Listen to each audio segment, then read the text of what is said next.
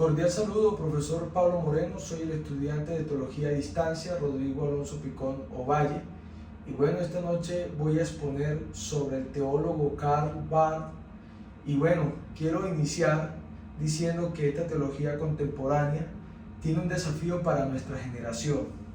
Y bueno, el teólogo hoy en día tiene un peso sobre esta sociedad, porque el teólogo debe tener unas bases bien acertadas, bien definidas, bien orientadas, porque el teólogo tiene la capacidad, como lo dice aquí, y tiene esa responsabilidad sobre sus hombros de acercar el hombre a Dios y de acercar a Dios al hombre. Y esto se hace de un medio, esto se hace por el medio de la escritura bíblica, donde se salga de estos parámetros. El teólogo puede tener algunas desviaciones que pueden en algunos casos influir para mal y para desviación del hombre. Pero en esta presentación vamos a ver algo sobre el teólogo Karl Barth, que me ha llamado mucho la atención, la vida y todo el peregrinaje de este hombre. Y bueno, aquí hay una pregunta por responder. ¿Cuál es la tarea del teólogo? Y bueno, la tarea del teólogo es bastante interesante porque es organizar las ideas bíblicas, es sistematizar toda la enseñanza bíblica con un solo propósito, y es de dar a conocer la verdad en toda su plenitud, en todo su esplendor. Entonces, el teólogo tiene estas responsabilidades sobre sus hombros, y de los cuales, si no se sabe manejar bien, como le decía antes, podemos tener ideas o pensamientos distorsionados acerca de Dios y su verdad. Entonces, queremos hablar entonces de el teólogo Karl Barth, tal cual como está allí. Y bueno, quiero iniciar diciendo que este hombre es un teólogo magistral. Por lo que pude leer, pude investigar, pude por ahí echar una ojeadita y averiguar, es un hombre bastante fascinante. Creo que en esta teología contemporánea, bueno, de estos siglos XIX, XX y ahorita en el XXI, es un pilar para la teología contemporánea. Entonces, como usted bien sabe, profesor, el teólogo Karl Barth nace en Basilea, en Suiza, el 10 de mayo de 1886. Y bueno, empieza este hombre desde su niñez a tener una formación muy importante, y me llama muchísimo la atención porque Karl Barth no nace en un hogar totalmente distante a las cosas de Dios, no nace en un hogar que de pronto no conoce nada de Dios, sino por el contrario, como dice aquí la presentación, su padre fue pastor y fue profesor de historia allí en Basilea. Su madre también es hija de un pastor calvinista. Entonces, Karl Barth tiene desde su niñez una formación bíblica bien estructurada. Karl Barth no inicia desde su adolescencia o desde su juventud a interesarse por las cosas de Dios, sino que desde un buen principio este muchacho empieza a tener conocimiento de las cosas de Dios. Y me llama algo la atención, que es que su papá no solamente fue pastor y profesor de una universidad, sino que también fue pastor y profesor de Karl Barth, porque lo instruyó bien en la palabra de Dios. Entonces, aquí en esta siguiente diapositiva nos muestra que todos estos puntos son puntos a favor de Karl Barth. Estos puntos hacen que Karl Barth sea un hombre inigualable, sea un teólogo que sobresalga sobre los demás teólogos en ese tiempo, hablando, ¿no? Pero también en este propio siglo XXI. Entonces, Karl Barth estudia, entonces inicia estudiando en Berna y en Suiza, pero ya después él se traslada a Alemania y estudia en otras 3 universidades más, que está en Berlín, en Tubinga y en Marburgo. Fue pastor por 10 años allí en Sanfenwil, y también intervino en los conflictos sobre los patronos y los trabajadores. Este hombre ayudó a organizar lo que fue la acción sindical, donde daba algunas instrucciones a los patronos, pero también orientaba a los obreros. Aquí en esta imagen podemos ver que Karl Barth hizo oposición al régimen de Hitler.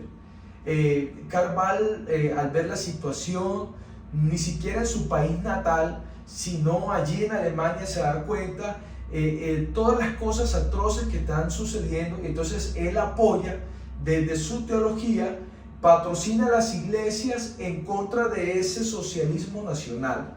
También entonces, a raíz de esto, de esta oposición desde su teología, porque lo hizo desde su teología, y bueno, también en algunas cosas el hombre también actuó, desde la práctica también lo hizo. Entonces esto provocó que fuera deportado de Alemania a Suiza. Entonces ya Karl Barth es un hombre que tiene trayectoria, se ha mezclado también con el pueblo, no solamente está detrás de un púlpito, no solamente está detrás de un escritorio dictando clases en un salón grande a diferentes alumnos, sino que también se mete a la práctica, se va a apoyar a las personas. Entonces Karl Barth es un hombre, como lo decía, un hombre magistral. Podemos ver que Karl Barth empieza a crecer exponencialmente, y bueno, como aquí arma la diapositiva, escribió más de 50 libros. Dentro de eso pues hay algunos que son algunos comentarios, algunos aportes, algunas revisiones, de las cuales nos deja ver la amplia gama de conocimiento que tenía Karl Barth, no solamente de teología, sino de historia, sino también de economía. Tenía estudios habidos y por haber. Yo creo que tuvo muchas cosas que se llevó a la tumba, mucho conocimiento, y yo creo que no lo pudo expresar todos en sus libros, pero en la gama que él deja aquí de todos estos más de 50 libros, nos deja ver que el hombre verdaderamente digno de admirar, verdaderamente es un pilar para la teología contemporánea. Pero pasa algo en la vida de Karl Barth, y es lo que a mí me llama la atención, y es que Karl Barth tiene un antes y tiene un después. Y aquí en la vida de Karl Barth podemos mirar aquí este comentario acerca sobre la carta a los romanos. Esta es la que está aquí. La verdad, yo estuve leyendo por allí unos apartes, no he podido leerlo todo, y confieso que la verdad no había conocido este comentario, pero en los apuntes que he podido ver, me doy cuenta que Karl Barth hace unos comentarios muy excelentes. Y esta carta a los romanos, cuando él la escribe, hay un cambio radical en él. Pasa del siglo XIX al siglo XX en contraposición a su postura inicial, porque bueno, él tiene una postura calvinista, una orientación calvinista, pero en el transcurrir del tiempo el hombre empieza a leer muchos libros, otros pensadores, otros teólogos, y pareciera que su orientación inicial se pierde. El hombre empieza a leer un poco de teólogos, y en realidad ese fundamento que tenía, que su padre le enseñó, pareciera que se hubiese perdido. Pero cuando este hombre escribe esta carta a los romanos, pareciera, por así decirlo, que fuera el mismo Dios que volviera otra vez a evangelizarlo, a aclararle las ideas, a quitar esa nube que tenía en sus ojos, que no le dejaban ver ni exponer la verdad bíblica. Entonces, esto fue un cambio tan extremo que ahorita vemos a Karl Barth confutando todo lo que había dicho años atrás. Pareciera que esta carta o este comentario de la carta a los romanos le pone otra vez los pies en tierra a Karl Barth, le abre otra vez los ojos, y como lo decía ahorita, pareciera que fuera Dios que volviera otra vez a discipularlo, a evangelizarlo. Entonces sigamos aquí en la siguiente diapositiva.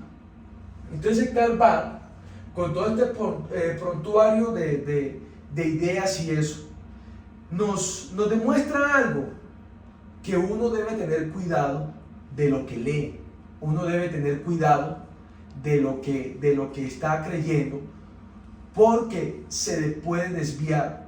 Bueno, así es lo que yo veo desde mi punto de vista que le pasó a Carvajal. Pero lo que sí me llama la atención es que Carvajal nos enseña a nosotros que aunque nosotros leamos otros teólogos y otros puntos de vista, lo que nosotros no podemos permitir es que esos teólogos y esos puntos de vista nos cambien la verdad de la escritura bíblica. Entonces Carvajal, con esta, aquí por aquí mostrarlo, con este comentario a la carta a los romanos, Carvajal vuelve otra vez a poner los pies sobre la tierra. Carvajal nos enseña a los teólogos contemporáneos que aunque leamos muchas cosas, nuestra base, nuestra guía, nuestro pilar, nuestra ancla debe ser la escritura, la palabra de Dios. Entonces aquí Carvajal que nos enseña también que nosotros podemos iniciar de nuevo, que no podemos dejar todo por perdido, que no importa si de pronto en algún momento tantas cosas nos puedan desviar de la verdad bíblica, pero que también tenemos la posibilidad de volver a las Sagradas Escrituras. Entonces Carvajal es una persona que nos enseña a crecer teológicamente, a tener cuidado de lo que leemos y de lo que pensamos, pero también Carvajal nos enseña en el libro de los Romanos, que es una carta, es un comentario magistral, nos enseña que la escritura siempre debe ser la guía y centro de todo teólogo. Dios le bendiga, profesor.